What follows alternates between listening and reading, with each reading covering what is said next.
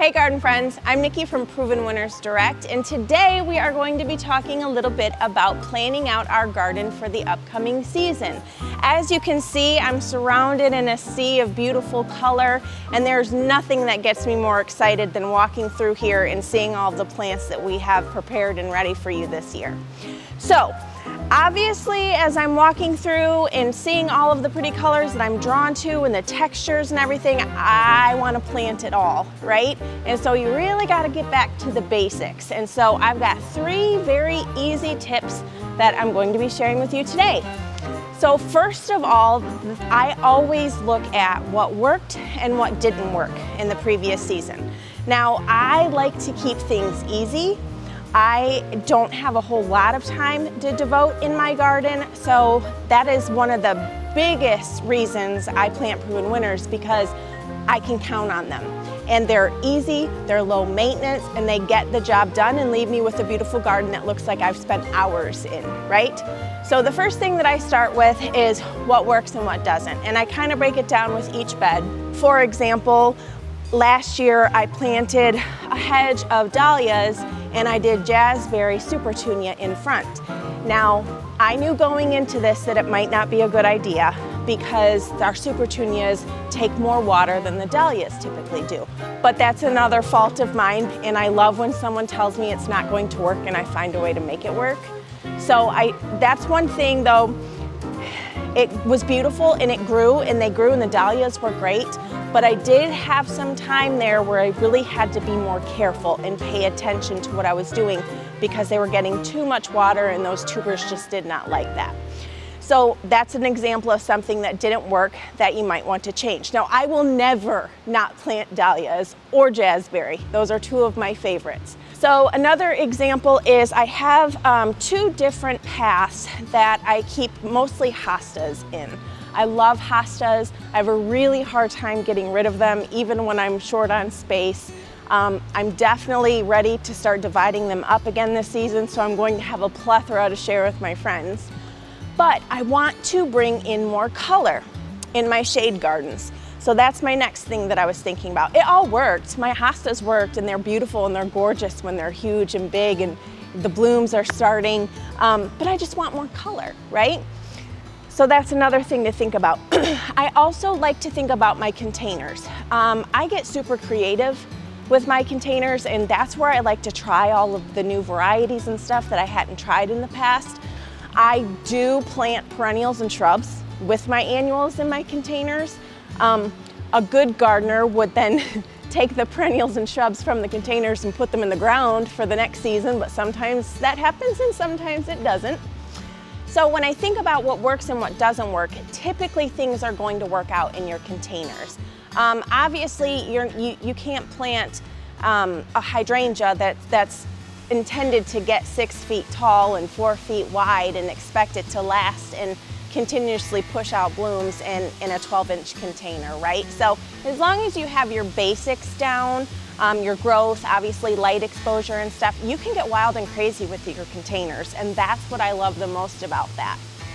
So it's easy to find something that works. One thing that I would say that I noticed that I tend to focus on is the water and how much water and how consistently you have to water, and then how those plants respond. The next part that I tend to go to is, what do I want to plant? And that's super hard for me because I do have multiple garden beds, but they're fairly small. And I have to be careful because I have a dog who loves to go through my garden beds and drive me crazy. And so I don't want to put in all of this effort and money and time into expanding my beds if he's just gonna trample through them. He's still a puppy, a couple more years to go on that. Finally, my kids are grown. Before it was the kids and keeping them out of my flowers and picking my flowers, but now they're grown, so I've got the puppy. So when I'm thinking about what I want to plant it all, but I have to be mindful of my garden beds. So I do plan on expanding a couple so that I can facilitate all the pretties that I want. But then what I do is I think about what I haven't tried before, because I love to try new things. And I also like to focus on perennials and shrubs as my filler and as my staple and foundation because I will plant a lot of annuals if I have the space to plant them, right? So if I focus on perennials and shrubs, that takes up the most space, then I just need some annuals to fill and then to add that pop of color. So once I've nailed down what works and what didn't work last season, and once I think about what I definitely want to be planting this season, I really take it back to the basics. Lighting is key, right? I could totally want to plant supertunias with my hostas because the color contrast would be gorgeous, but supertunias require full sun and hostas like the shade, right? So another part that's a little bit tricky about my gardens is the structures, right? So my backyard gets ton of sun, full sun all day long, morning to evening, especially like where I grow my veggies and stuff. So I know that I can go full sun plants there. However, the way that the garden goes along the back of my house, I have a screened in back porch. There is sections of that bed that gets more shade because of that porch, right? So you want to be paying attention though, even though you're like, oh, I know my backyard gets full sun. Do you have large trees that might create dappled shade in some spaces? Do you have structures like a garage or a porch or a shed that might create more shade in some spaces? Those are things to pay attention to. What I found, and what I always try to do, it's super helpful, is like I time it, right? And I have to set an alarm on my watch because I go in 56 different directions in 30 minutes. And so I set an alarm on my phone to go off every hour, and then I go out and I check. Because the shade will start in one portion of my garden bed at 2, right? But then in this little back divot that I've got, I lose the sun by like 11:30, 12 o'clock. Now, I would have never known that if I didn't pay attention. And so naturally, my hedge of supertunias were gorgeous along the back, but once it got into that area, they struggled a little bit. They were still beautiful, but they just didn't grow as vigorous and as lush as in where they had full sun. So set a timer on your phone, check your spaces every hour, pay attention, and then write down what time it starts in sun and what time it goes to shade so that you can then make better decisions on what plants you plant in those spaces. After all of your basics are figured out, all of the stuff that we have to think about, I always love to spend some time being as creative as I can be. I'm on Pinterest consistently. I love Pinterest. I love just searching gardening ideas, landscaping ideas, and then those pictures just inspire you, right? I have an idea this year that I want to do in my veggie garden. I planted it in a circle because I like to make things difficult.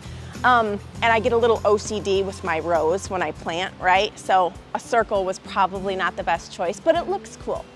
But I saw this cool idea. It was on a much smaller scale, but you had the patio pavers that kind of went up in a swirl and the one side had a tall wall. That's the kind of creative I'm talking about. Never ever skip that spot. Find something that totally gets you excited and then figure out how to do it. Nothing is impossible, right? Or those plants that you're walking through the garden center and you're like, that's it, that's the one, I have to have that, I'm gonna grow it no matter what. Those are the things that make it fun and keep us alive in our gardens, because when we walk out and we see the fruits of our labor, that's supposed to make us happy. So get creative and have fun, that's the best part. Happy almost spring.